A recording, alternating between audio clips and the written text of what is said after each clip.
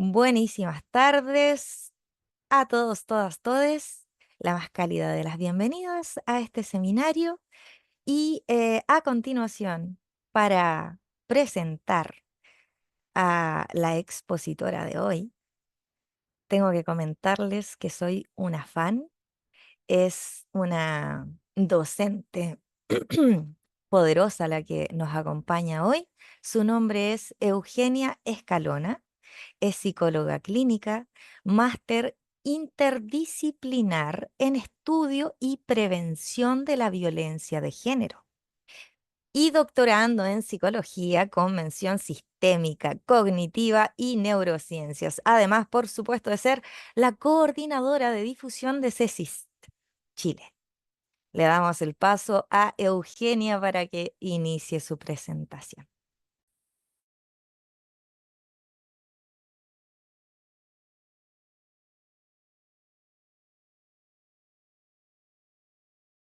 Cielito, mi amor, no te escuchamos.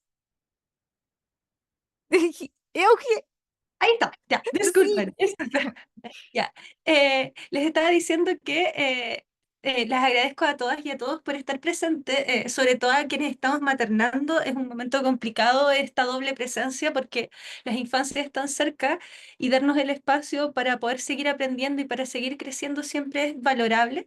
Yo espero que podamos generar un diálogo que nos permita ir integrando algunos conocimientos nuevos. En esto tenemos que entender de que cada uno se va a posicionar desde un territorio diferente. Y por eso es importante, más que cuando una persona emite un discurso, atacarlo, el tratar de ver desde dónde está situado, para qué se está situando desde ese lugar, y así poder, más que ir tratando, ¿cierto?, de avasallar con nuestro territorio, está situada desde ahí y es para esto y tenemos que entender su mundo para así que ella pueda o él pueda ir asimilando los conceptos del nuestro. De lo contrario, quedamos en una dinámica en donde en general nos vamos desgastando y nos vamos alejando y quedamos haciendo monólogos. Entonces, acá lo ideal es que podamos entender que la terapia narrativa tiene que ver con la exploración de estos territorios que habitamos, tiene que ver con la exploración de nosotros mismos. Y ahí es donde nosotros vamos transformándonos personal y relacionalmente. Entonces, la forma que espero, ¿cierto?, que podamos comprender es primero, nuestro límite del mundo son los límites de nuestro lenguaje. Entonces a veces tenemos que ir incluyendo palabras nuevas para poder nombrar aquellas cosas que han sido difíciles.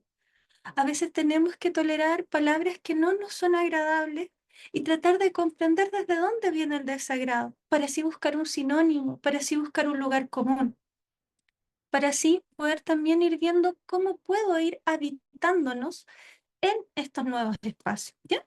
Entonces vamos a ir avanzando, ¿cierto?, en los elementos de la terapia narrativa. No sé por qué tengo como tan rápida la diapositiva.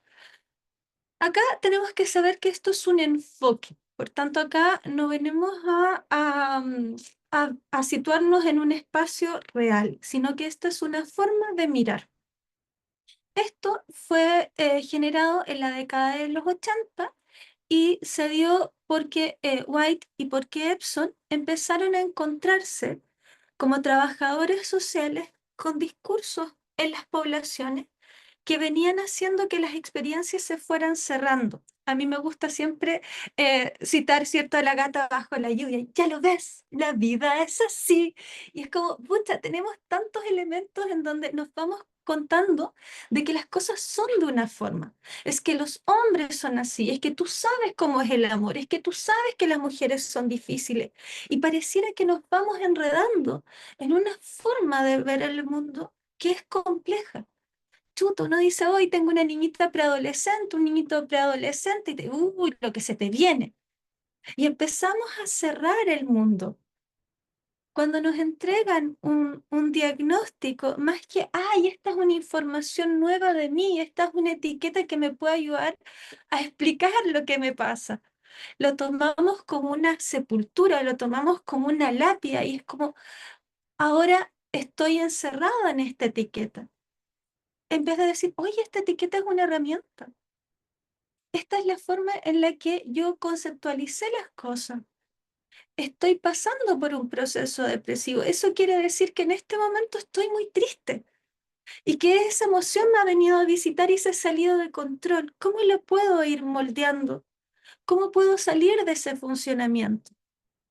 Entonces, la idea fundamental es que nuestras vidas están conformadas por las historias que nos contamos a nosotros mismos, que nos cuentan los demás. Entonces, nos va pasando, por ejemplo, con la Trini estábamos hablando de esta idea de que cuando nosotras crecimos, ser orgulloso era algo que era feo, un pecado. Y ahora tratamos de que nuestros hijos e hijas crezcan sintiéndose orgullosos de lo que son, orgullosos de sus logros. ¿Cuántas veces se nos trató de imponer cierta forma? Entonces, en vez de decir, ¡uy, qué habilidades de líder que tienes! Nos dijeron, ¡uy, que eres mandona! ¿Cuántas veces estábamos entusiasmados, felices, radiantes? Y le dijimos, ¡uy, estáis desesperados! Personas que eran importantes nos empezaron a hacer que la realidad se empezara a moldar de una forma que era compleja. Aquí el Mauricio nos da un comentario bonito, ¿cierto? Mary Richmond, la fundadora del trabajo social, habla en su libro Trabajo Social de Casos que las personas tenían narrativa que le hacían justicia a su pobreza. Y claro, tenemos que también ir pensando cómo muchas veces estas personas explican sus vulneraciones desde la lógica incluso de agradecer a quienes les dan situaciones de maltrato. Al menos tengo que agradecer que tengo trabajo. O cómo empezamos también a decir de que, bueno, es que la pobreza, ¿cierto? Me entrega humildad. O aquí hay un sacrificio que tengo que pagar. Entonces, muchas veces, como nos dice Mauricio, vamos rescatando estas narraciones y nos empiezan a hacer habitar en un contexto. Los mismos contextos que nosotros también nos contamos para poder validar maltratos, porque es que tú sabes que el tío, que la tía, que la abuelita son así. La familia es lo primero, no seas alaraco, no seas berrinchudo. Es importante que tú aceptes el respeto a los mayores cuando los mayores estaban ofendiendo.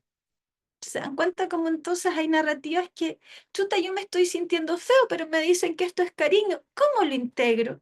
Entonces, la persona del terapeuta lo que va a hacer es ayudar a la persona a reescribir su narrativa personal de una manera más útil y que pueda ir recobrando la autonomía.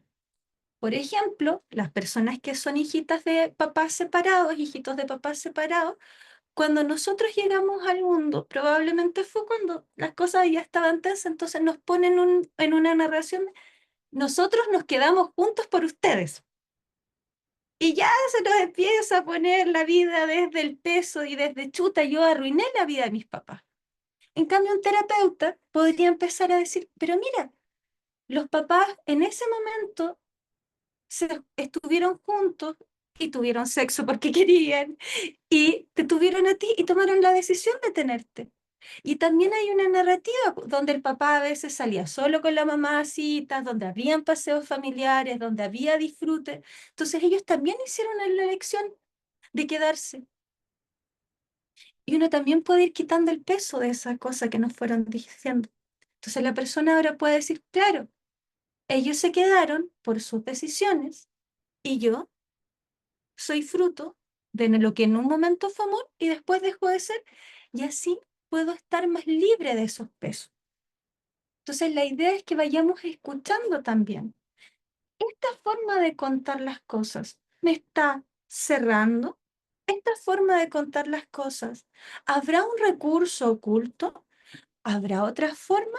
Como dice la Jessica, hacer uso de la excepción, no del usual para cambiar el discurso. La Jessica avanzada en lateral, ¿cierto?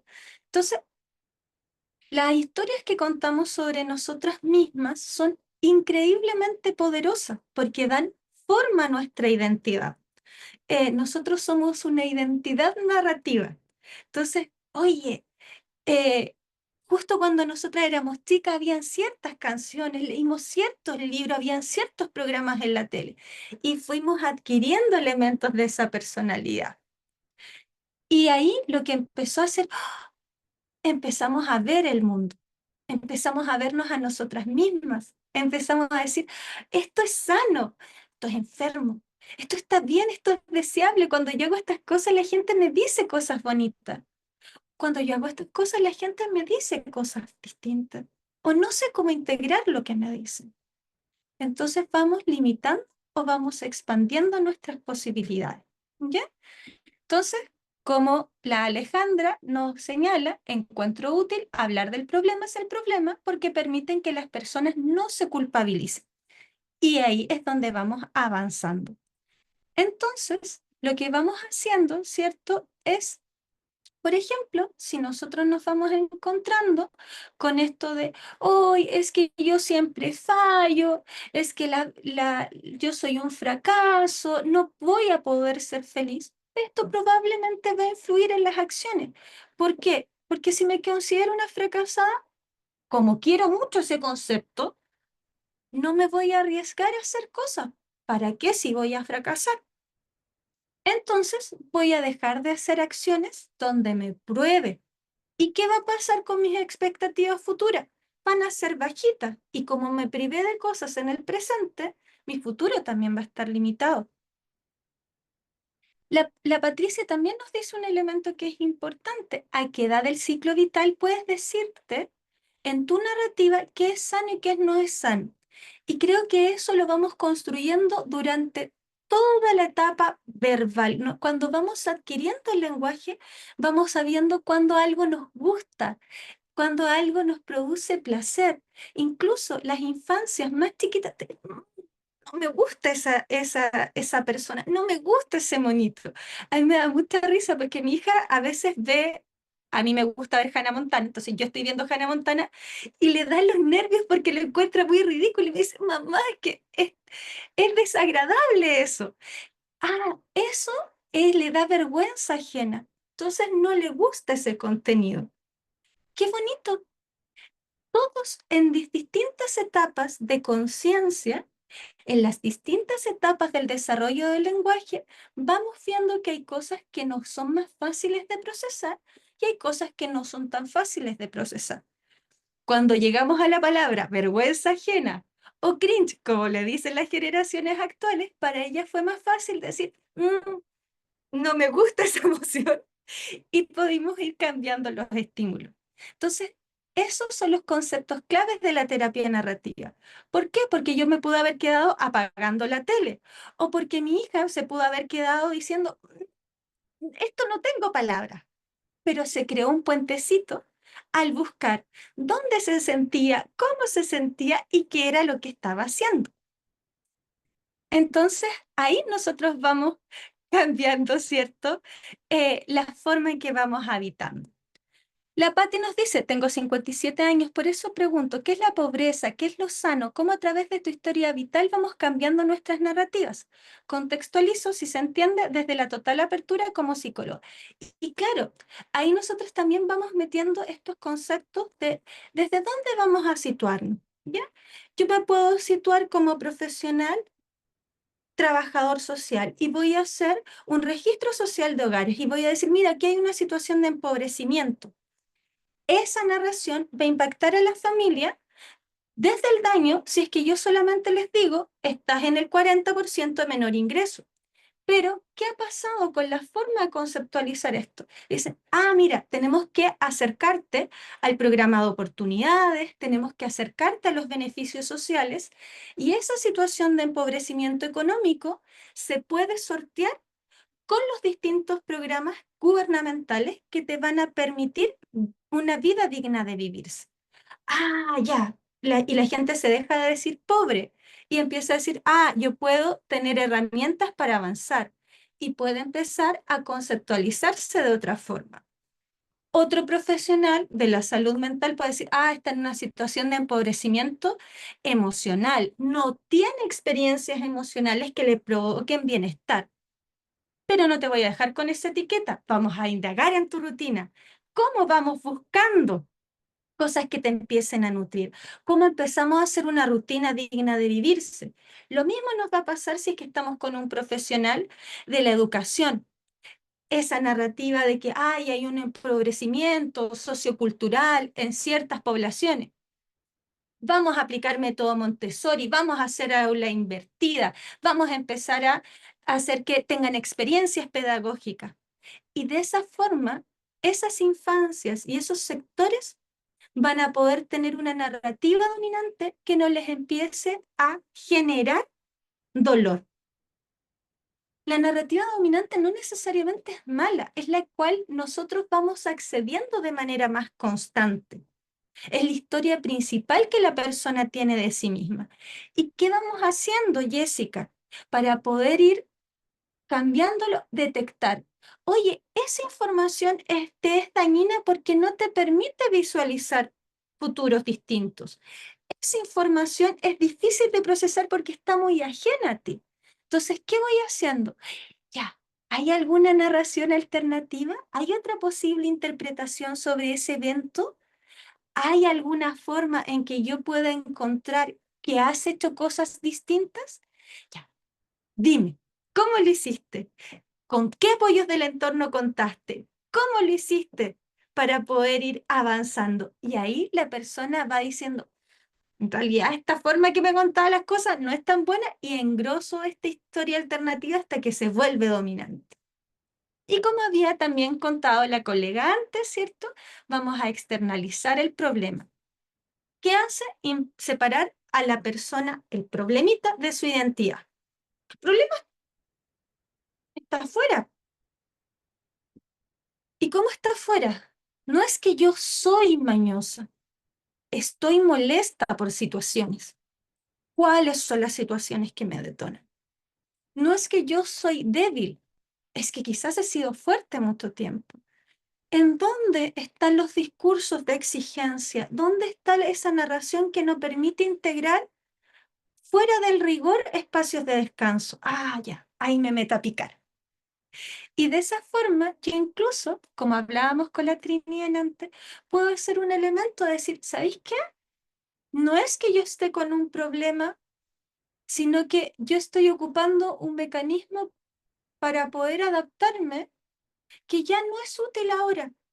¿Por qué? Porque que nosotras somos TDA es fruto de que en nuestro contexto estaban pasando tantas cosas al mismo tiempo que nuestro cerebrito aprendió a apagar ciertos estímulos del entorno para encontrar placer. Entonces ahora que somos adultas y que vivimos en otro contexto, podemos decir, oye, gracias por ese recurso que utilizamos para crecer, pero ahora no lo necesitamos, estamos en otro entorno. ¿Cómo podemos ocuparlo de manera distinta? ¿O cómo podemos decirle, gracias por tu función, pero ya no tienes que venir acá? Entonces vamos haciendo que estos eventos únicos, estos eventos excepcionales, estos momentos que contradicen la narrativa dominante, puedan ir marcando capítulos en nuestra vida. Y hay capítulos que ya pasaron y hay capítulos que no se cierran porque yo los vuelvo a meter en el presente. Entonces, ahí es donde voy corrigiendo. La Carito nos dice cómo se entiende esta identidad narrativa en la terapia, ¿cierto? Es eso, es cómo nos vamos a ir contando y que esta identidad va a depender de las historias que yo vaya eligiendo. Claro, probablemente tú no te cuentas tu personalidad de la misma manera un día que estás en bienestar, en vacaciones, un día laboral, a un día cuando estás con amigos. Pero aún así, todas esas historias conforman a la cara. Entonces, ¿qué vamos haciendo? Vamos tratando de integrando todas esas narraciones en ti y permitiendo que hayan múltiples historias porque somos sujetos multihistoriados.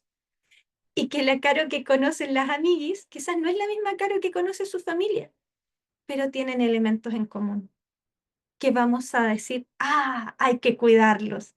Y en terapia los vamos a tratar, ¿cierto?, de cuidar y de integrar. ¿Ya? Entonces, nosotros, nuestro papel es ir escuchando atentamente estas historias dominantes. y vamos buscando dónde está ese nudo narrativo que no me permite avanzar. ¿Dónde está la dificultad actual? ¿Cómo podría cerrar ese capítulo para que no vuelvan a revivir ciertos personajes? Y a partir de eso, la persona, el terapeuta, a través de su rol de colaborador y de facilitador, va a ir buscando eventos, va a ir buscando los efectos que hay en su vida de decirse la realidad de determinada forma. Vamos a ir buscando también las otras voces para que la persona pueda construir una narrativa más útil, flexible y que por sobre todo permita la autonomía. En algunos textos, en su mayoría, diría yo, ocupan la palabra empoderamiento. Y esa es una palabra que a mí me causa turulecos. Entonces, les voy a explicar por qué. Porque empoderar es tomar poder. Y yo creo que todas las personas tenemos poder y todas las personas somos sujetos de derechos de manera intrínseca. Entonces, no me gusta la idea de empoderar porque significa defender un territorio o significa ostentar el poder sobre otros. La autonomía es distinta porque me permite moverme por los distintos territorios y porque me permite entender que los otros también son sujetos de derecho y me puedo relacionar con ellos sin ostentar fuerza. Es desde una posición de colaboración. Y si la persona no quiere colaborar, bueno, también yo puedo elegir una estrategia distinta. ¿Para qué me voy a quedar haciendo un gallito si puedo ocupar mi energía de una manera más eficiente? ¿Ya? Entonces ahí nosotros vamos a ir en nuestro papel del terapeuta utilizando varias técnicas específicas, que pueden ser las preguntas de desconstrucción, que son preguntas que nos ayudan a desempacar y examinar algunas historias dominantes. Ahí podemos empezar a hacer nuestros primeros escritos terapéuticos, podemos hacer nuestras líneas de vida, podemos hacer nuestras cartografías personales. Podemos hacer algunas preguntas de influencia relativa, de cómo el problema afecta la vida, de cómo la persona afecta el problema, de cuándo la persona ha tenido la capacidad de hacer que el problema se vaya antes, de cuándo creía que el problema iba a venir pero no vino, oye, de cuando el problema vino, pero ¿sabéis qué? No fue para tanto. Y logré salir victoriosa. Y nosotros también podemos ir avanzando, ¿cierto? En las de reautoría, que implica crear nuevas narraciones. ¿Qué pasaría si nosotros mantenemos estos cambios durante un mes? ¿Qué bienestar ha sentido ahora que hemos dicho las cosas de manera distinta durante esta semana? ¿Quiénes se van a dar cuenta? ¿Y qué van a hacer ahora que tú estás sana? Qué bonito cómo vamos haciendo reautorías. Ay, los recuerdos que reconfortan, memorias positivas que nos ayudan a apoyar nuestra nueva narrativa. A mí me gusta traer a gente de la tumba y, y a ocupar a los apoyos del pasado. ¿Qué nos diría nuestra abuelita al vernos ahora? ¿Qué nos diría tu yo del pasado cuando supiera las cosas que has podido construir hoy? Mm, Si buscamos en las fotos familiares, ¿cómo, cómo eras en ese momento y cómo estabas activando recursos? Qué bonito es vernos en nuestras fuerzas de sanación, en nuestras energías de sanación. Ah, traer testigos externos también puede ser súper interesante. Incluso hay personas que se atreven a hacer TikTok mostrando cómo estaban llorando y cómo estaban mal y se graban incluso en esos momentos y después suben, oye, pero un día hice esto y cambió y la vida empezó a sonar así.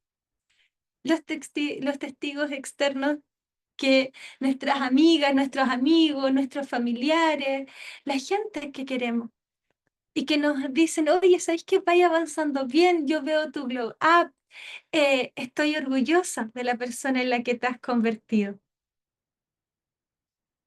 Eh, y creo que en eso incluso vamos haciendo una construcción que es bonita, porque podemos pasar de, como decía en el ejemplo, ¿cierto? Soy un fracaso a las, el fracaso está afectando mi vida.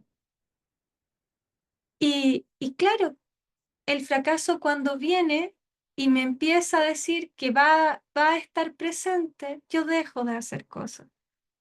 Pero cuando dejo de escuchar el fracaso o cuando entiendo que el fracaso me está avisando de dificultades para que yo haga cosas ahora, me preparo distinto. Incluso me puedo hacer amiga de la voz del fracaso. Y cuando venga, lo voy a escuchar, porque claro, no es que me diga que no tengo que hacer clases y hacer este seminario, sino que me está diciendo, oye, prepara bien el discurso, sé responsable con las personas que te están escuchando. Vamos a estudiar más para ir avanzando. Así yo puedo ir viendo de que yo soy una personita que puede hacer cosas y que el fracaso no es una visita tan desagradable. Incluso hay momentos en que me permite no ser soberbio. Incluso esa sensación de fracaso, cuando llega, puede ser para cuidar. ¿Qué vamos a ir haciendo también, cierto? Saber que la terapia narrativa ofrece beneficios, ¿ya? El desatar estas historias puede ayudar a que la persona salga del contexto terapéutico sintiéndose más inteligente, sintiéndose experta en su propia vida. En la medida que empezamos a darnos cuenta y empezamos a que la persona pueda entender el entramado discursivo en el que se está desarrollando, puede mirar las cosas distintas, puede incluso comprender los problemas que está viviendo desde la lógica de la vida continua. Y esto puede ser una historia bonita. Ayuda a proteger el concepto que voy a tener respecto a mí. O sea, me permite tener conceptos sanos, conceptos saludables. Y en esa sensación de autoeficacia me va a permitir cuidarme. Me va a permitir tener prácticas de autoestima, prácticas de autocuidado. A menudo, como ya sé que hay cosas que son el problema y que yo no soy el problema, puedo relacionarme con los otros ya no desde quién va a ganar, qué discurso es más fuerte, qué discurso tiene la razón, sino que va a tratar de entender, ¿y para qué se está contando la historia así? Y puede reaccionar incluso no enganchando en discusiones. A mí me da mucho orgullo una consultante que me dice, yo antes peleaba harto con mi mamá cuando tiraba esos comentarios, y después le decía, ah, sí, pero si uno lo ve así, yo lo entiendo, pero también hay que ver que las personas están pasando por esto, o claro, pero también debe ser difícil para las personas que estén haciendo esto y empezar a contarle la historia de lo que estaban viviendo los demás. Entonces la mamá, en vez de empezar a alegar y las dos enfrascarse en una discusión acérrima, lo que quedaba era de, mira, no lo había pensado, y seguía el día.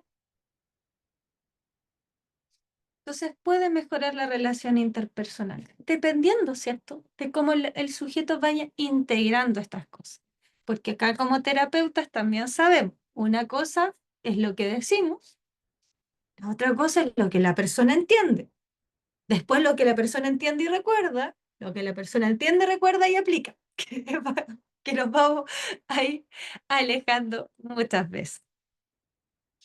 ¿Y qué va a pasar, no es cierto? En la medida que conseguimos estas cosas, vamos a tener una capita de protección ante la relación con la ansiedad, la relación con la tristeza, la relación con el desagrado, porque ya no van a inundarnos como antes y podemos empezar incluso a habitarnos desde decir, es parte de la experiencia humana y es parte de mi historia. La Fran nos dice si la técnica del journaling es parte de las técnicas narrativas y sí, aunque tenemos que incluirla en la medida que a nuestro sistema consultante le haga sentido la técnica del journaling, porque es un compromiso consigo. Y hay muchas personas que tener el hábito de pensarse y de escribir les va a ser muy difícil. Entonces, incluso en eso, nosotros practicamos la versatilidad y lo que ofrecemos es esa herramienta, pero si la persona no la toma, perfecto. Hay otras formas de hablarnos. Sí, hay personas que se dejan notas de voz, hay personas que se escriben notitas en el teléfono, hay personas que graban videos, hay personas que toman fotos. Podemos integrar los distintos recursos digitales. A mí me gusta mucho ocupar los borradores de TikTok. Siempre hay una herramienta 10 de 10. Entonces, la vamos a ir aplicando en los diversos contextos siempre que el cliente le haga sentido y le cierre este elemento, ¿ya? Y podemos aplicarlo en lo individual, en lo familiar y en diversos grupos. Incluso se puede utilizar dentro del ámbito del trabajo o comunidades. Si ustedes se fijan, nosotros incluso tenemos actos narrativos que son súper poderosos, como esto de Concepción, Santiago en 100 palabras, donde tratamos de recobrar, ¿cierto? Los saberes de los colectivos, el ir a los territorios, ¿cierto? Que han tenido eh, como un impedimento a los medios de comunicación, el permitir que hayan letreros en sus lenguajes, el que se empiecen a narrar las cosas, puede permitir, ¿cierto?, el abrirse. Gracias, Francisco. ¿Y cómo podríamos aplicar la terapia narrativa con un trastorno de la conducta alimentaria? En eso en general vamos a aplicar la externalización y lo que vamos a hacer es como el control. A mí me gusta externalizarlo en el control. Eh, y cómo el control viene a ocuparnos y muchas personas en la cosificación del síntoma ocupan como la figura de la marioneta, como que esto las tiene utilizándolas y como su vida gira en torno a eso. No recomiendo centrar nuestro discurso en los alimentos, sino en ¿para qué yo quiero mantener el cuerpo delgado? ¿Para qué me castigo en no tener la conducta alimentaria? Eh, ¿Cómo yo podría relacionarme? Y ahí es empezar a establecer una historia alternativa. ¿Sí? ¿Cómo yo sería en una relación saludable con mi cuerpo si yo no estuviera escuchando al control y escuchara a mi cuerpecito? ¿Qué cosas me pediría? Mi cuerpecito en general me pediría comer, cuerpecito me pediría dormir. ¿Cómo es que hago esa construcción? ¿Ya? Y ahí tú vas empezando a personificar las distintas conductas que tenga la persona. Personificar tiene que ver con esto que hicieron maravillosamente Pixar en Intensamente. Un cuerpo, una voz, una personalidad, un estilo, y que cuando toman el control o cuando nos vienen a visitar, nos cambian y nos empiezan a hacer que nos relacionemos distinto. Y eso se hace también en los modelos de ansiedad, ¿cierto? ¿Qué pasa cuando ansiedad toma el control? ¿Cómo podemos empezar a hacer que la relación sea de manera distinta? En general, a mí me gusta mucho tratar de ver si esto nació para adaptarnos. Nació como como una estrategia para sobrevivir. Entonces, en general tratan de que el cliente pueda entender ese elemento, ¿ya? Porque de lo contrario, lo que va a suceder es que la persona no se va a poder relacionar bien con estos elementos que le van a seguir detonando en distintas áreas, ¿ya? Y Yasna también nos pone la aplicación en mujeres que han sido vulneradas o violentadas. En esa estrategia, nosotras que empezamos a utilizar, primero tiene que ver con las narraciones que sostienen la violencia. Me conté una historia sobre el amor. Me conté una historia sobre lo que es la relación de pareja. Y tengo que empezar a mover esos preceptos. No se recomienda externalizar el síntoma en el caso de la violencia porque la violencia es algo que fue perpetrado por un sujeto y esa persona es de carne y hueso. Entonces, ahí no podemos externalizar. ¿Qué vamos a hacer? Empezar a decir, ¿qué me mantiene justificando esas violencias? ¿Qué impide que yo pueda verme en un futuro fuera del influjo de esas violencias? Vamos a ocupar termómetros para poder ir midiendo mi sensación de seguridad. Voy a utilizar harto la narración de un autoconcepto, porque a la medida que la persona tenga un autoconcepto más saludable, va a tomar mejores decisiones respecto a cómo se va a relacionar. Y si decide ingresar a un sistema de denuncia o un dispositivo de ayuda, va a poder permanecer en ese sistema porque va a saber que esto es incompatible con la dignidad humana. Y asimismo vamos a utilizar testigos externos de cómo la persona tiene múltiples virtudes, de cómo la persona tiene relaciones aparte de la pareja y de esa manera va a poder ir desarrollando una vida libre de violencia, que es a donde queremos decantar. Eh, la, de hecho, la personificación del problema se aplica mucho con las infancias y fueron uno de los primeros trabajos de White y fueron con la encopresis. Puedes buscarlo, ¿cierto?, en distinta literatura. Y insisto, ahora está todo lo de Intensamente dos, entonces aprovecha ese boom para que podamos personificar las emociones. Antes ocupábamos a Ana Llenas con el monstruo de los colores, también 10 de 10. Entonces, eh, ¿qué hay? El Nico nos dice, tiene muchas similitudes con el modelo de sistema de familia interna. Qué interesante, me tiene muy atento. Ah, muy buena acotación. Sacaste aplausos. La Alejandra nos dice, ¿las situaciones de violencia se pueden externalizar? No. Lo que tú puedes externalizar son las consecuencias que tuvo para ti. Por ejemplo, en el trastorno de estrés postraumático, tú sí puedes externalizar los recuerdos y cómo estos recuerdos te vienen a afectar, cómo ese estado te viene a afectar. O lo que puedes hacer es externalizar símbolos de seguridad y Gondolin desarrolló una estrategia que se llama el ancla al presente. Está en su libro de terapia centrada en soluciones para sobrevivientes de violencia sexual y en ella trata de ir haciendo una inducción a trance para que la persona empiece a conectarse con la sensación de seguridad y que ésta la empiece a asociar a un objeto. Entonces, le ayuda también a volver a calmarse. Entonces se puede hacer eso. Eh, perdí, perdí el chat, disculpen. Voy a avanzar en la siguiente lámina y me voy a quedar contestando algunas de las preguntitas de Jonathan, ¿ya? Y vuelvo al tiro eso, ¿ya?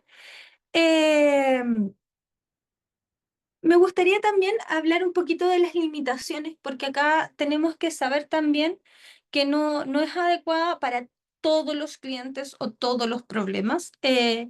Hay un requerimiento de habilidades verbales y cognitivas significativas por parte del terapeuta y del consultante. Y en eso a veces nuestro trabajo tiene que ver con simplificar las metáforas. Nosotros hablamos mucho en metáforas. Nosotros hablamos en memes, nosotros hablamos en imágenes, andamos todo el día mandándonos emojis. Entonces, muchas veces el desafío no tiene que ver tanto con eh, nuestro desafío como personal terapeuta tiene que ver con la expectativa. La narración es más casera, las metáforas son más sencillas. Eh, Cuando ustedes piensen en esto, piénsenlo desde cómo la persona se habla a veces en términos más tranquilos. Tengan atención al clima emocional del relato más que las palabras.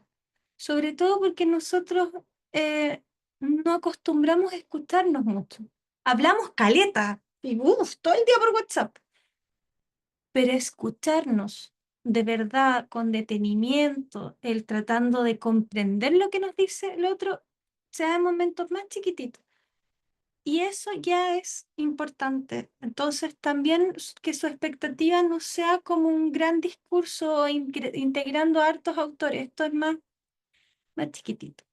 Las personas que critican el modelo también van a argumentar que está demasiado centrada en el lenguaje, que se pueden descuidar algunos aspectos de la experiencia humana.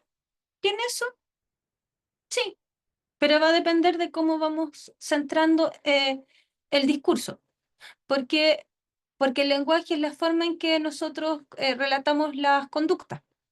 Entonces tú podías empezar a hacer que el lenguaje se centre en elementos de logro como mucho más ordenados. Incluso tú puedes sugerir que en terapia narrativa que hagan tableros de registro. Eh, pero ¿cómo nos vamos a contar ese tablero? Va a ser entretenido. Y si tú estás descuidando un aspecto de la experiencia, bueno, también ir consultándole al experto, que es tu cliente. ¿Qué nos faltó decir en este día? ¿Hay evidencias de su efectividad? Sí. ¿Hay ríos de tinta de su evidencia? Pero, como ustedes saben, los que les gusta hacer más experimentos son los cognitivos conductuales y ellos siempre van a tener el número uno en investigación. Nosotros somos más lentitos para investigar, pero hay investigación que nos señala. Entonces, mirando como elemento un poquitito más a futuro, me gustaría que empezáramos a ver esto también desde los elementos más de integración, que nos adaptemos. La terapia narrativa se puede dar de manera presencial, se puede dar de manera online, y aquí es cómo vamos incluyendo nuevas tecnologías. Cómo vamos incluyendo las distintas plataformas y cómo vamos nosotros también flexibilizando nuestros distintos medios. Em, y vamos a hablar un poquitito, ¿cierto?, de la importancia de la diversidad cultural. La terapia narrativa va a reconocer que es importante, ¿cierto?, el respeto por las diferentes narrativas culturales. Y eso es el reconocimiento de las formas de entender el mundo de las otredades. Y acá, de verdad, no impongan una visión cultural. Eh, Hay muchos colegas que se ríe cuando el cliente les dice, no, es que esto es porque yo soy muy Géminis, o ay, es que llegó Mercurio retrógrado. Oye, no peleen con eso. ¿Cómo es ser muy Géminis? Ya, explícame, ¿qué pasa cuando viene Mercurio? Y lo mismo para otras culturas. Ocupo estos ejemplos más de lo cotidiano para también ir viendo de que esto de la diversidad cultural pasa por cosas más chiquititas. Eh, Denle dignidad a los saberes y prácticas culturales y en eso ocupe las metáforas y la analogía de quien la trae.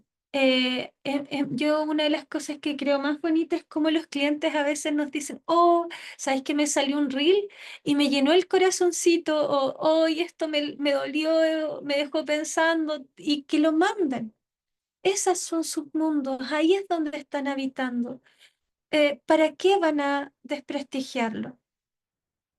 Valorar, ¿cierto?, la autoría de sus historias. No importa si esta historia viene de un escrito en la calle. De hecho, una de las cosas más lindas cuando uno da actividades terapéuticas para clientes que están en procesos depresivos es salir a mirar la ciudad como si fuera un turista. Y no sé si has cachado, pero en las calles hay muchos escritos. Algunos bien soez, pero hay otros bonitos. Hay incluso así como, oye, sonríe, relaja la mandíbula, hay perritos, hay gatitos. En Conce hay dibujado unos conejos bien feos que yo colecciono fotos de esos conejos. Ahí está. Esa es nuestra cultura en la ciudad. Ahí están las historias de autoría alternativa. eh, Sabemos que hay factores socioculturales que van a impactarnos, sabemos que la terapia es un privilegio de clase, entonces adaptémoslo a eso. Cuestionemos estereotipos, cuestionemos prejuicios, fomentemos historias de resistencia, ¿ya? Y ahora sí, ¿qué historias quieren construir en sesión? Porque acá la terapia les va a ofrecer una perspectiva única, poderosa de cambio personal, donde vamos a llevar a las personas a utilizar la autonomía para reescribir su historia, para abrir posibilidades y perspectivas, pero, ¿cierto? Acá lo importante es que no sea una historia cerrada. Incluyamos lo que le sea útil a las otras áreas. Y veo que hay 4 manitos levantadas. Voy a tratar de responder un poquitito en el chat y después integro las manitos. ¿Les parece bien? Eh, ya. Entonces, el Jonathan nos dice, ¿qué recomendarías tú, sumado a lo que ya nos has contado, a aquellas personas que durante muchísimo tiempo han estado abrumadas por distintas narrativas que, además de ser tan repetitivas, han determinado gran parte de los relatos concretos que han obtenido en sus proyectos, relaciones personales, considerando que estos recuerdos tendrán repercusión en intentos futuros que desarrolle para narrar su historia? Entonces, en eso, por ejemplo, creo que sería importante los testigos externos que él ha elegido o ella ha elegido. Por ejemplo, si yo sé que tengo un discurso dominante, saturado por el malestar y que pareciera que tengo familiares que están con megáfono tirando improperios y palabras de destrucción, también puedo llevar al cliente a situarse a, ya, tendré que ocupar audífonos de cancelación de sonido y llamar a quien me diga palabras de afirmación. ¿Cuáles son los otros relatos que como está ese megáfono no se pueden escuchar? ¿Tendré que prestar atención a señales del entorno que me digan que voy avanzando en buen camino? ¿Cómo incluso empiezo a preparar a esta persona para que vaya desarrollando medidas de distanciamiento con ese discurso, que lo pueda ir cuestionando? No va a cuestionar al emisor del discurso, sino ¿para qué me lo dice? Porque muchas veces ese comentario desagradable, esa crítica destructiva y ácida, tiene que ver con una persona que está tratando de protegerte desde sus preceptos. Tiene que ver con una persona que está tratando de educar, porque cree que esa es la forma en que tú vas a conseguir un mejor desempeño. Y vamos buscando el para qué lo está diciendo. Puede ser que te lo diga porque es mala y porque no sabe relacionarse bien, pero incluso esa información me va a ayudar a saber cómo relacionarme con su discurso y qué espacio le voy a dar y qué peso le voy a empezar a dar. Entonces ahí quizás empezar a abrir a qué narraciones voy a empezar a capturar y ese discurso empezar a distanciarlo, incluso pensar en medidas de protección. Eh, Cristóbal, yo creo que eso vamos a tener que enviar material porque el tema del abuso sexual en infancia en terapia narrativa suele ser un poquitito más largo y eso nos da como para una conversación más larga. Nadia, es la Yvonne Dolan. Y Y aquí, cierto, el Mauricio nos dice que hay casos de violencia ejercida por los hijos que las mamás no denuncian, porque la narrativa dominante de la buena madre. De hecho, incluso hay que pensar en esos elementos de cómo se ha conceptualizado las redes, porque me ha tocado acompañar a mujeres que están siendo violentadas por sus hijos adolescentes y señalar que las redes de protección de la infancia también incluyen el delito de cuando las infancias y adolescencias no se agreden. O sea, Mejor Niñez también está con dispositivos para proteger a los padres de sus hijos, que no están agrediéndonos necesariamente porque sean malos, sino algunos están con enfermedades de salud mental grave o que están con consumo de sustancias y no pueden tener una visión alternativa. Entonces, está ahí. La Vale dice, ¿cuál es la relación del modelo narrativo con el sistémico? Sí, están relacionados, nacen desde el postestructuralismo. La terapia narrativa es parte del modelo sistémico, está dentro del abanico y fue la vertiente que se generó en Australia.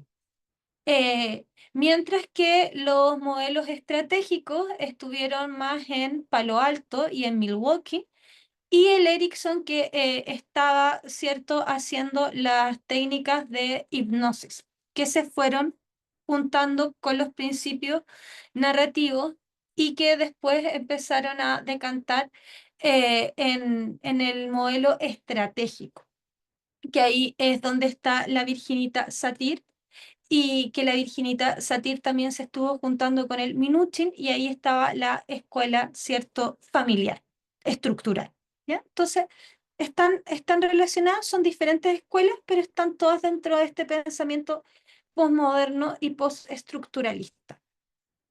Eh, Les voy a mandar, junto con el PPT, un paper para poder trabajar con mujeres sobrevivientes de violencia desde el modelo narrativo, ¿ya? Como regalito. Scully nos dice si el modelo narrativo se puede aplicar con autismo de alto funcionamiento y en eso sí se puede aplicar. Acá tenemos que conceptualizar de que esto es una neurodiversidad. Entonces, como es un espectro, lo que vamos a utilizar en las narraciones puede ser guiones para habilidades sociales, narraciones para imaginarnos desarrollando competencia. Podemos externalizar los síntomas sensoriales que nos vienen como a atacar para poder ir en, personificándolos para saber cuándo llegan y cómo empezar a detectarlos de manera más temprana. Pero va a depender también de qué es lo que está haciendo qué le está generando dificultad en la adaptación, porque la neurodiversidad no se cura, pero sí los síntomas que empiezan a impactar en la adaptación. Y sobre todo el trabajo narrativo con los neurodiversos tiene que ver con los padres para poder hacer el duelo por el hijo, hija ideal y empezar a elicitar narraciones del hijo, hija que existe y que no lo patologicen, sino que lo conceptualicen como es. Eh, la terapia narrativa sí se aplica en ansiedad generalizada. ¿Y cómo se puede promover la flexibilización de metas y objetivos en personas sumamente exigentes donde se les dificulta observar los efectos de ello en su vida y observarse de manera diferente? En general yo trabajo ahí con la externalización y hacemos a la perfecta. La perfecta suele ser una sargento que viene a mandarnos y que no nos permite descansar, ni dormir, ni comer tranquilos. Entonces empezamos a ver para qué aparece la sargento y cómo le empezamos a dar misiones, porque la sargento nos ayuda caleta, el perfeccionismo nos ayuda muchísimo a cumplir. Entonces lo que hay que decirle es, oye, tu misión está acá, no te metáis aquí porque aquí yo tengo bajo control. Entonces eso también empieza a impactar. Eh, tu, tu, tu, tu, tu, tu, tu, tu, tu. Ya. Eh, y ahora vamos a ir con las preguntitas porque si no vamos a quedar cortos de tiempo. Perdón. Cintia, creo que tú eras la primera, ¿cierto?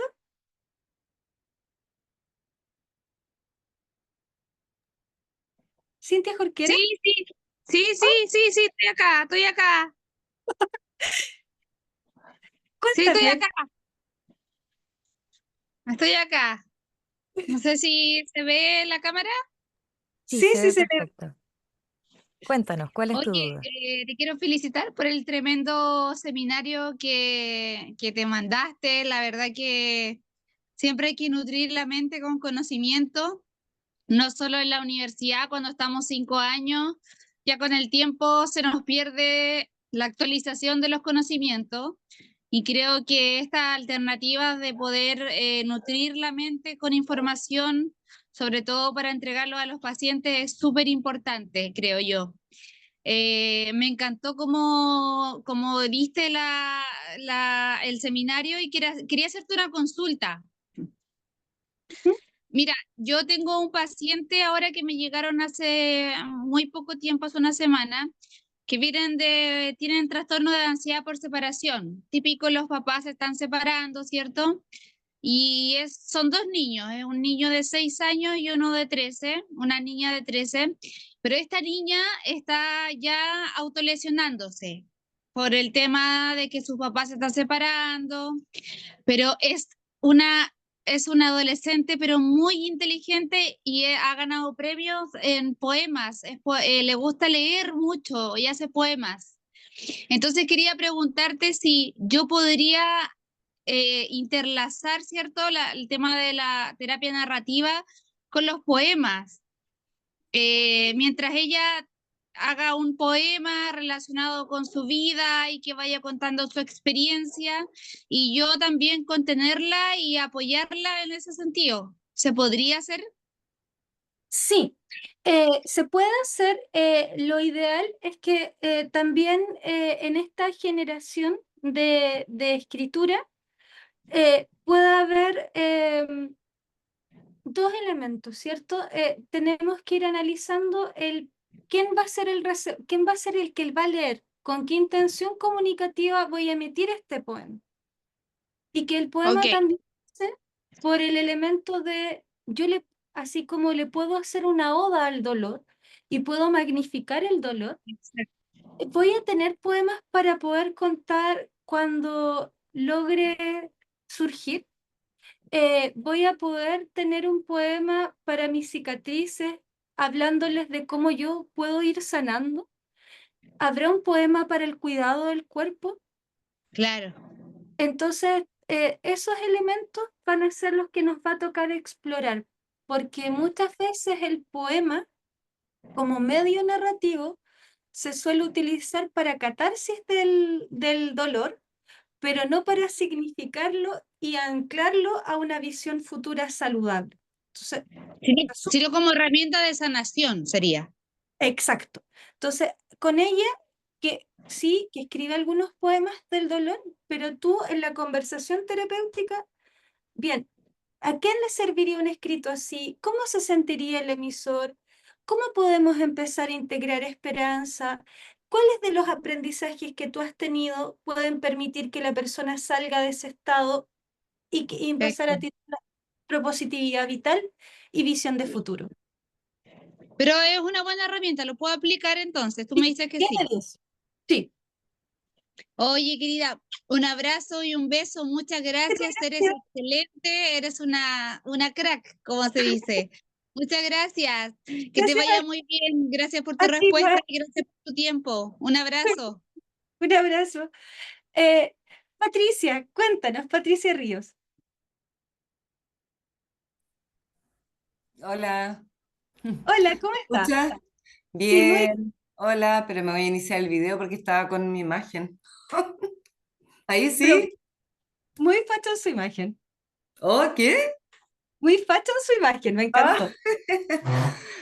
Hoy un saludo a todos, todas. Gracias, Eugenia, Trini, María, José, Cintia. Bueno, ya son muchos. Bueno, yo soy psicóloga Mira, yo de verdad, en mi humildad, no conocía la terapia narrativa solo por unas pacientes, colegas, y hay unos puntos, a mí me encantaría que pudieras abrir o que pudieran hacer más seminarios. Sé que hay un curso de más tiempo, lo encontré muy lindo, y hay uno, tomé así muy al voleo unos puntos y dije, ya me presento, soy más vieja que varios o no tan vieja. Me incorporé a la clínica hace 10 años, me gusta mucho escribir, por eso yo de alguna manera me fui en el tema del contexto, ¿vale? Hay algo que hay algo que tomé unos puntos, unas notas. La terapia, y es así, pero con la más humilde respeto, cariños, es un privilegio de clases. Yo soy abierta y no, para mí no hay clases, para mí hay una humildad, una compasión para clases de todo tipo. Son puntualizaciones con todo el respeto, ¿ya? El lenguaje, que creo que es un mundo, a mí que me ha gustado escribir y que he transitado por las calles, por los altos, los bajos, los cerros, las tinieblas. Hay algo que me llama la atención, Eugenia, cuando tú hablas de en pequeño. Voy a hacer como todo el respeto. Nosotros como que tendemos, puede ser algo cultural, contexto, en lo chiquitito, en lo pequeño, en lo mínimo. Quizás podríamos ir avanzando en el lenguaje. Puedo equivocarme, ¿ya? Puedo equivocarme a lo mejor. Sobre todo para ciertos casos donde a lo mejor la autoestima está dañada, si yo me discusió con él en pequeñito, somos chiquititos, no sé. Quizás podríamos ir, puede ser, no sé, una idea. Tú me puedes decir, Pati, no estoy de acuerdo, los amigos acá, colegas, me pueden decir, no comparto. Lo otro es la persona del terapeuta y dónde habita. ¿En qué momento está habitando el terapeuta cuando se encuentra con un otro que está en un ciclo vital en el suelo? ¿Dónde yo me miro como terapeuta y si yo soy capaz de sostenerlo? Hay algo que creo que a veces nos centramos en el otro, pero tenemos que mirarnos como terapeuta. ¿Estamos capaces de sostener en qué etapa al otro? Puedo decir hasta dónde llego, hasta dónde no llego, soy capaz, ¿me explico? Lo otro, el consejo de sabios, lo que estamos haciendo acá, ¿me explico? La importancia de la integración, vale decir, estamos en un mundo que es distinto al que yo habitaba hace 30 años, donde ha cambiado. Estamos habitando con multiculturalidades, con contextos, con divisiones, con, no sé, con integración, desde el psicoanálisis, lo integrativo, trabajadores sociales, psicólogos, ¿me explico? Tenemos que integrarnos, es mi visión, ya más, no sé, vieja o sabia. Creo que por ahí tenemos que ir a integrar. No sé si están de acuerdo los colegas, no colegas, amigos, amigas. Creo que para allá tenemos que ir a integrar. Integrar trabajador social, psiquiatra, psicóloga, no sé, churra, todos tenemos que ir. Las redes, cuando tú hablabas de este lenguaje, los emoticón, de intensamente que no lo he visto, yo que vivo en Villarrica y otros de Calama y otros en España, tenemos que ir mirando hacia la integración, en mi opinión. No sé si a lo mejor me puedo equivocar. Estoy hablando desde la vieja con canas no tan canosa. Em, las etiquetas.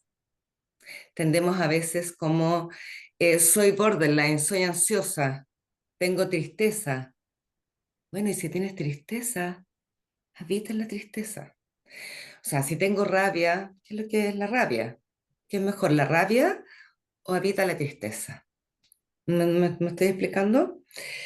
Em, las emociones. Había uno de los compañeros o compañeras que hablaban del trastorno de ansiedad generalizada y cuándo abrir espacios para el cuerpo y para los abusos.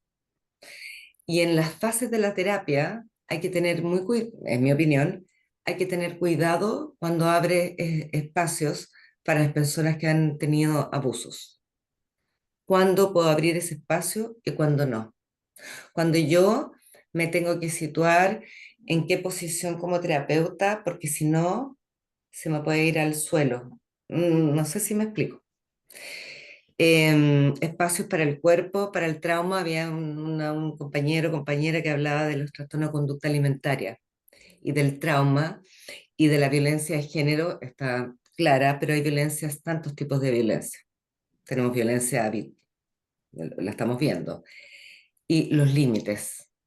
¿Me explico?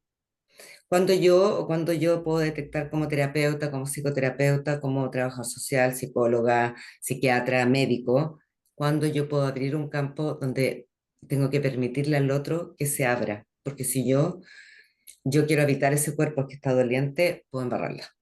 ¿Me explico? Sí. Ya, Sí. hablé mucho.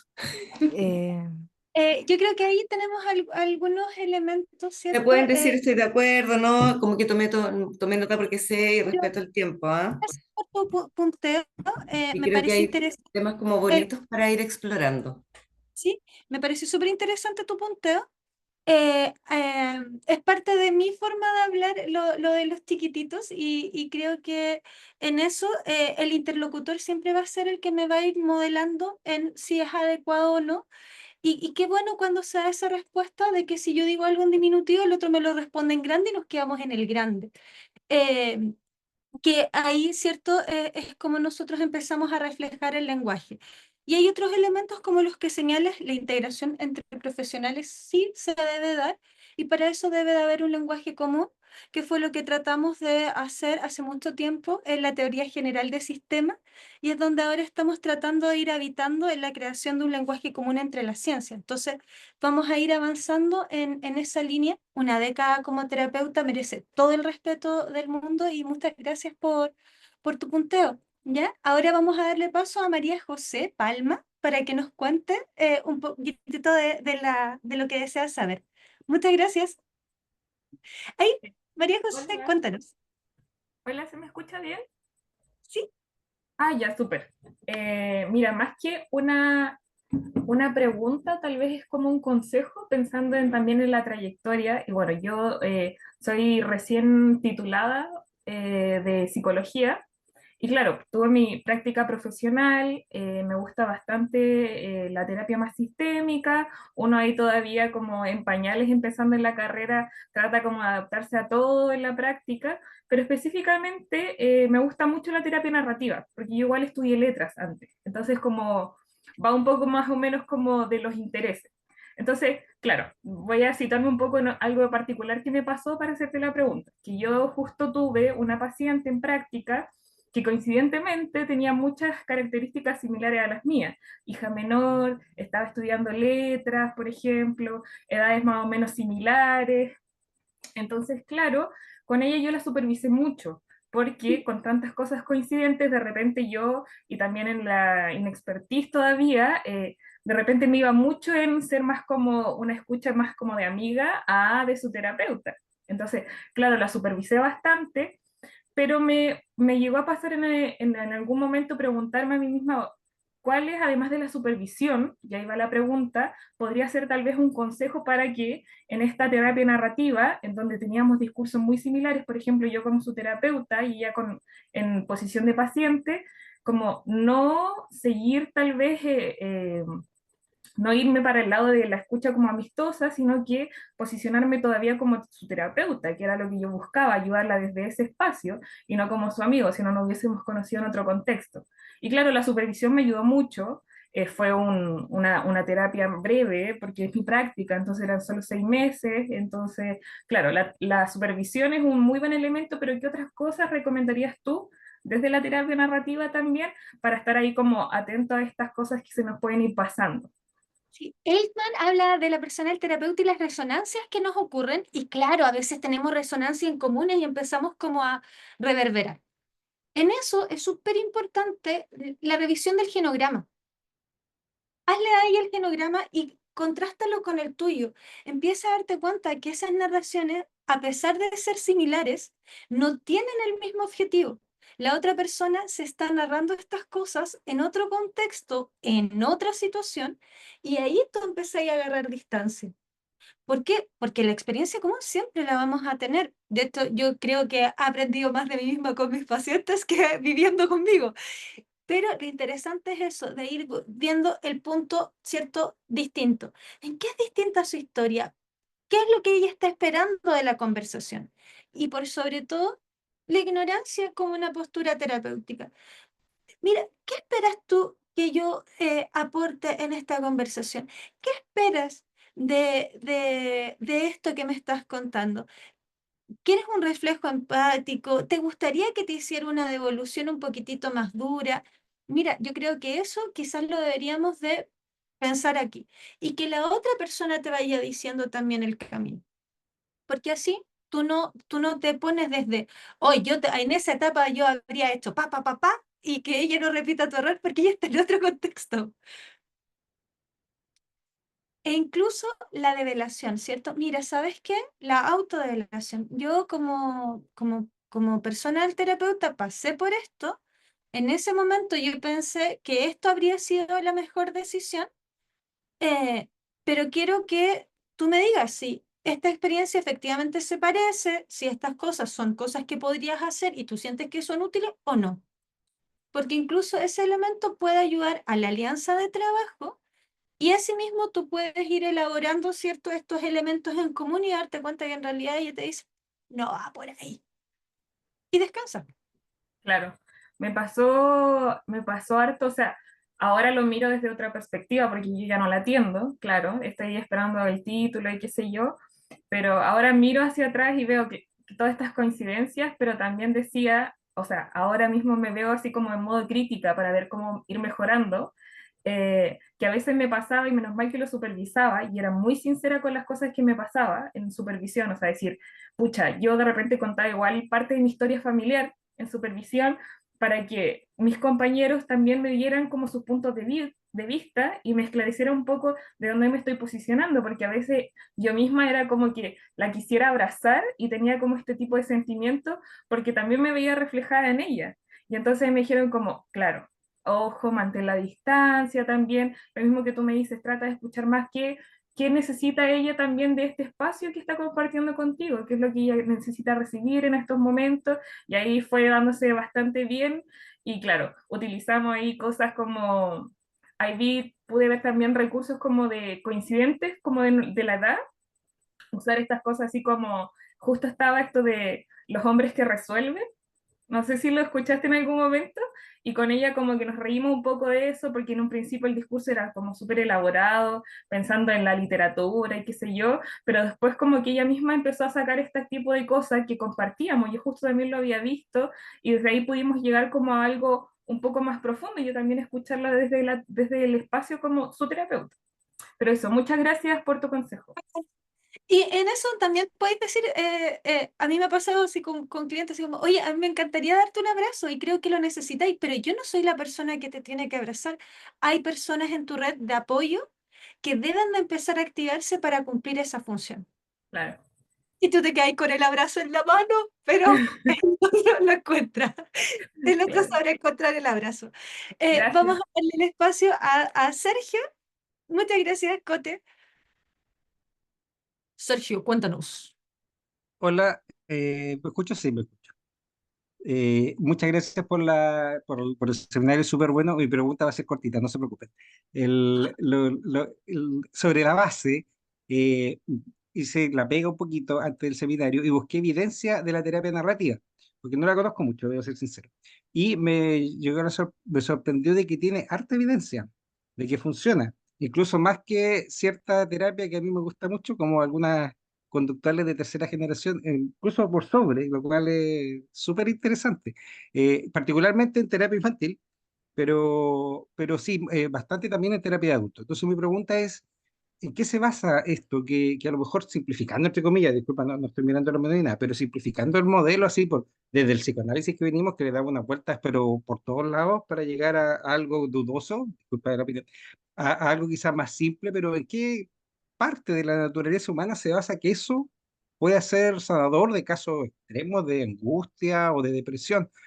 No sé si se entiende mi pregunta. Y lo otro, porque me decías que es parte de la terapia sistémica, yo lo veo súper, así como te lo contaste, como primo hermano de la terapia humanista, incluso por el tema de los memes y otros temas que también los humanistas ven. No sé si tendrán alguna relación, no tendrán alguna hermandad por ese lado también. Esa es mi pregunta. Muchas gracias. Lo que pasa es que cuando nosotros como terapeutas empezamos a seguir el modelo, el darle la dignidad a la persona, al terapeuta, hace que compartamos principios comunes. Y ahí está, la mayoría tomamos estos elementos de la autenticidad, de poder tener empatía, de poder tener la aceptación incondicional. Y me dio una amnesia y no recuerdo el nombre del autor y le tengo con sus lentecitos y su bigote peladito, pero no me acuerdo cómo se llama. Em, ¿Alguien me puede escribir en el chat? Rogers, Carle, gracias. Entonces, sí, trabajamos desde los principios rogerianos y empezamos a abrazar esos conceptos, pero no estamos desde el humanismo, ¿ya? ¿Cuál es el principio? Yo creo que el principio es bastante sencillo. Lo que pasa es que cuando nosotros empezamos en la posmodernidad, hacemos el giro lingüístico y viene Saussure y nos dice que el lenguaje no significa lo que creemos que significa y que no hay nada en la palabra A que se vea como una A y que en realidad nosotros siempre nos movemos desde referente. Y si yo les digo, piensa en un árbol, cada uno se va a imaginar el árbol con el que aprendió a leer, o va a tener una mesa y se va a imaginar la mesa de su casa. Empezamos a entender de que esta cuestión va avanzando por barrios semánticos y que la forma en que esos barrios semánticos se construyen dan espacio a arquitectura cerebral. Esa arquitectura cerebral se va a ir reflejando en las relaciones. ¿Por qué? Porque uno se va juntando con personas que tienen el mismo discurso y es en el mismo entramado. Entonces, la forma de avanzar, ¿cachai? Es desde ahí y vamos con principios que si tú querés probar desde lo neurocognitivo están, si tú te vas a bases del lenguaje están, si tú te vas a filosofía o epistemología, va a ir en la misma línea. Pero creo que lo más importante acá es que tú puedas ir viendo el proceso del cliente. Yo creo que la evidencia también que tenemos armada es compleja porque el 90% de la investigación en el 10% de la población más rica. Y aunque a la Patolín cierto no le gustó lo de las clases, impacta eso muchísimo. Por eso muchas veces incluso tenemos que pensar en terapia a la latinoamericana. Y es como nosotros en Chilito empezamos a hacer estos procesos más eficientes. No sé si con eso se responde tu pregunta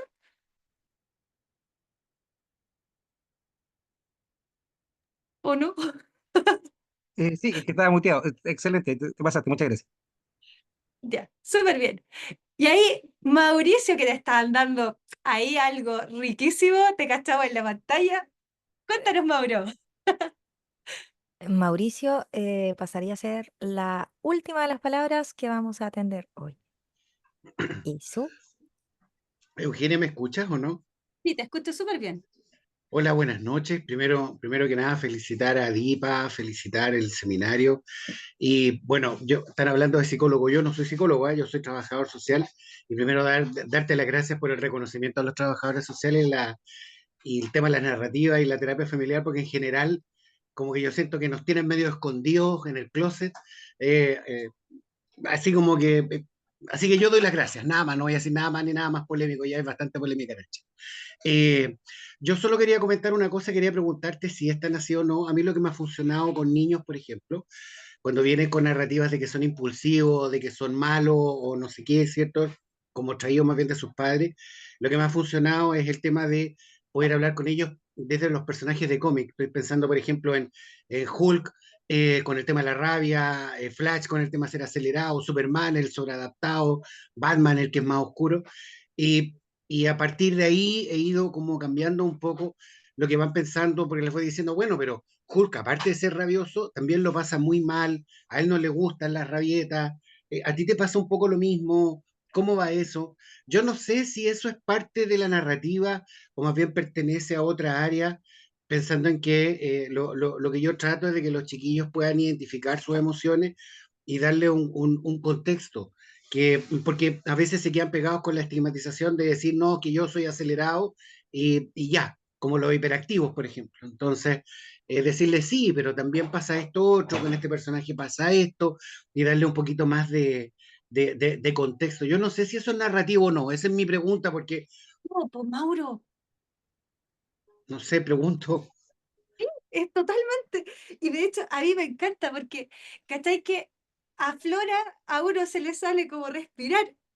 ¿Y cómo te ha funcionado lo de Batman? Porque a mí Batman me cae mal. Mira, me funciona en el sentido de que, por ejemplo, cuando hablo de Batman, a Batman lo tengo como para esos chiquillos que de repente llegan con este discurso como integrado, aceptado desde los cuidadores, para adultos responsables, no sé, ¿cierto? Como este chiquillo que es malo, este chiquillo que en realidad es un chiquillo que actúa en las sombras, que es como rígido, no sé, Batman me funciona mejor con los SEA, con los niños SEA, por ejemplo, que los hiperactivos. Y la verdad es que, claro, ahí el discurso es como ya, pero a Batman le mataron a los papás, entonces funciona bien como con el tema traumático, ¿cachai? Porque siempre les digo, bueno, o sea, el hombre no sale vestido de murciélago porque sí, es porque le mataron a los padres, hay un trauma, ¿y qué es un trauma? Y ahí uno va hablando y va generando una variante discursiva, entonces, por eso te preguntaba, porque me funcionan bastante bien esos arquetipos. En algún Sí, minuto cada tenía un vez. naipe, pero lo dejé por falta de recursos en el sistema público, pero tenía un naipe con el que yo jugaba con los chiquillos, pero te preguntaba si eso es narrativo, porque a veces me confundo entre si esto es narrativo lo que yo hago o es más cognitivo-conductual, No, ¿cachai?